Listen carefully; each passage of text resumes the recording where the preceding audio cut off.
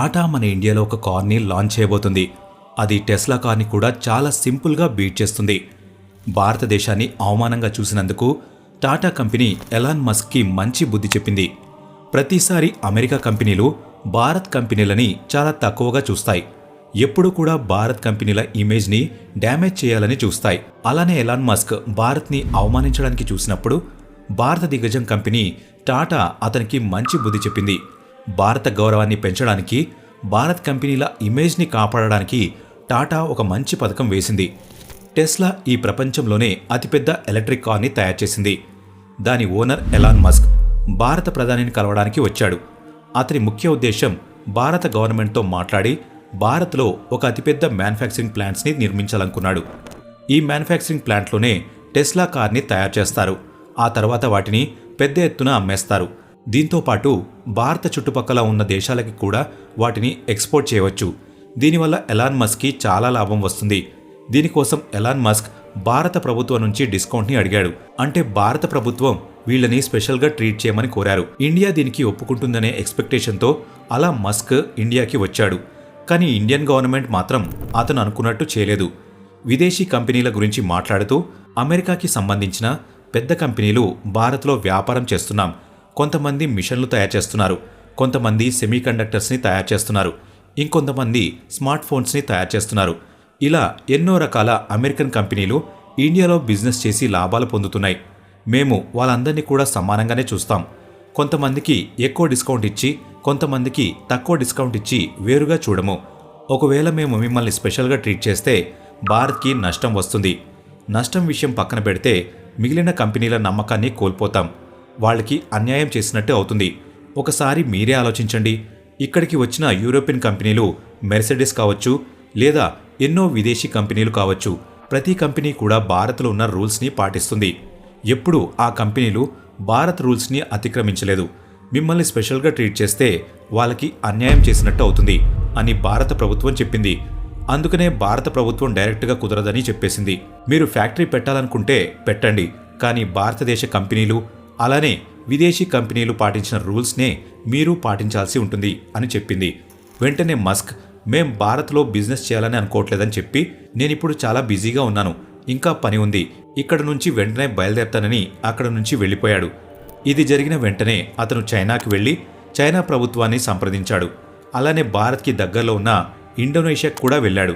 అక్కడ ఫ్యూజీ అనే ఒక చిన్న దేశానికి కూడా వెళ్ళాడు. దీంతోపాటు భారత్ చుట్టూ ఉన్న చిన్న చిన్న దేశానికి కూడా వెళ్ళాడు. అక్కడ బిజినెస్ గురించి మాట్లాడాడు. కానీ మస్క్ భారత్కి మాత్రం రాలేదు. అసలు భారత్ ముఖ్యమైన దేశం కాదన్నట్టుగా ప్రవర్తించాడు. ఇతను భారత్కి టెస్లా అవసరం ఉంది, కానీ టెస్లాకి భారత్ అవసరం లేదని అనుకున్నాడు. భారత్ టెస్లా లేకపోతే అసలు నడవదని అనుకున్నాడు. దీనివల్ల ఇండియన్ గవర్నమెంట్ తన మాట వింటుందని అనుకున్నాడు. కానీ మస్క్ అనుకున్నట్టుగా అస్సలు జరగలేదు. టాటా భారత్ కోసం చాలా చేసింది. ఆ పనులను గుర్తు చేసుకుని మన ఇండియన్స్ ఎప్పుడూ గర్వపడుతూ ఉంటారు. మస్క్కి బుద్ధి చెప్పాలని టాటా ఒక పెద్ద అనౌన్స్మెంట్ చేసింది. ఇప్పుడు మా కంపెనీలు బ్రిటన్లో కార్లన్నీ తయారు చేస్తున్నాయి. వాటి పేరు జాగ్వార్ ల్యాండ్ రోవర్. అలానే అక్కడ రేంజ్ రోవర్ కార్ని కూడా తయారు చేస్తున్నారు. దీంతో పాటు జాగ్వార్ కంపెనీ ఎన్నో కార్లను తయారు చేస్తుంది. అలాంటి ఒక మ్యానుఫ్యాక్చరింగ్ యూనిట్నే భారత్లో నిర్మించబోతున్నాం. ఆ మ్యానుఫ్యాక్చరింగ్ యూనిట్లలో ఎన్నో కార్లను తయారు చేస్తాం. కేవలం నార్మల్ కార్స్ని మాత్రమే కాదు, ఎన్నో రకాల కొత్త మోడల్ కార్స్ని కూడా తయారు చేస్తాం. జాగ్వార్ ల్యాండ్ రోవర్ లాంటి కార్లు చాలా లగ్జరీ కార్లు, చాలా ఖరీదైనవి. వాటి ధర కోట్లలో ఉంటుంది.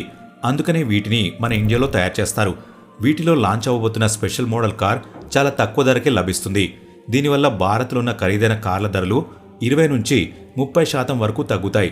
టెస్లా ఆట ముగిసింది. ఒకవేళ టెస్లా భారత్లో కంపెనీ పెట్టాలనుకున్నా కానీ కారులని 70 లక్షల లోపలే అమ్మాల్సి వస్తుంది. ఎందుకంటే టాటా ఈ ధరలోనే ఒక మంచి లగ్జరీ కార్ని ఇవ్వడానికి సిద్ధంగా ఉంది. నిజానికి జాగ్వార్ ల్యాండ్ రోవర్ కార్లతో పోల్చుకుంటే టెస్లా కార్లు అంత సౌకర్యవంతంగా ఉండవు. ఆ రెండిటికి చాలా తేడా ఉంటుంది. టెస్లా కారు కంటే జాగ్వార్ ల్యాండ్ రోవర్ కార్ చాలా గొప్పగా ఉంటుంది. ఒకవేళ మీకు టెస్లా కార్ ధరలోనే ఒక మంచి లగ్జరీ కార్ దొరికితే, అది ఒక ఎలక్ట్రిక్ వేరియంట్ అయి ఉంటే మీరు ఏ కార్ని కొంటారు? అందరూ టాటా కారునే కొంటారు. ఈ విధంగా టాటా టెస్లా కథని ముగించింది.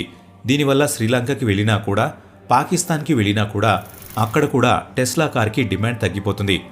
భారత్ చుట్టూ ఉన్న ఏ దేశానికి వెళ్ళినా కూడా ప్రయోజనం లేకుండా పోతుంది.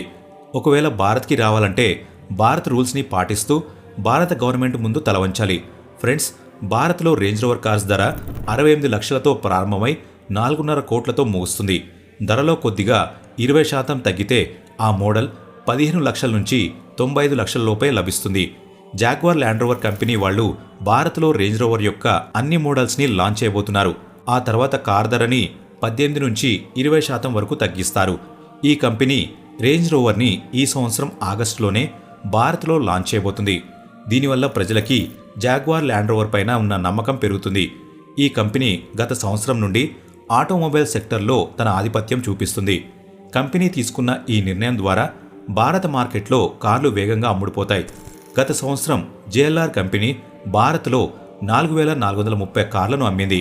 కంపెనీ సేల్స్ 81% వరకు పెరిగాయి. టాటా తీసుకున్న ఈ నిర్ణయం ద్వారా భారత ఆర్థిక వ్యవస్థ చాలా వేగంగా మెరుగవుతుంది. ఈవీ మార్కెట్లో టాటాదే పైచేయి అవుతుంది. పెద్ద పెద్ద విదేశీ కార్ మ్యానుఫ్యాక్చరింగ్ కంపెనీలు కూడా భారత్ ముందు తల వంచుతాయి. టాటా వీలైనంత త్వరగా ఇండియాలో వాటి మ్యానుఫ్యాక్చరింగ్ యూనిట్స్ని నిర్మించబోతుంది. ఆ తర్వాత ఎక్కువ సంఖ్యలో కార్స్ని తయారు చేస్తారు. దీనివల్ల టెస్లా లాంటి కంపెనీలకి భారత్ కంపెనీ పవర్ ఏంటో తెలుస్తుంది. ఫ్రెండ్స్, దీని గురించి మీకేమనిపిస్తుంది? మాకు కామెంట్ బాక్స్లో ఖచ్చితంగా చెప్పండి. ఈ వీడియో ఇంతే ఫ్రెండ్స్. ఈ వీడియో మీకు నచ్చినట్లయితే లైక్ చేయండి. ఇలాంటి మరెన్నో వీడియోస్ కోసం ఇప్పుడే మన ఛానల్ని సబ్స్క్రైబ్ చేసుకోండి.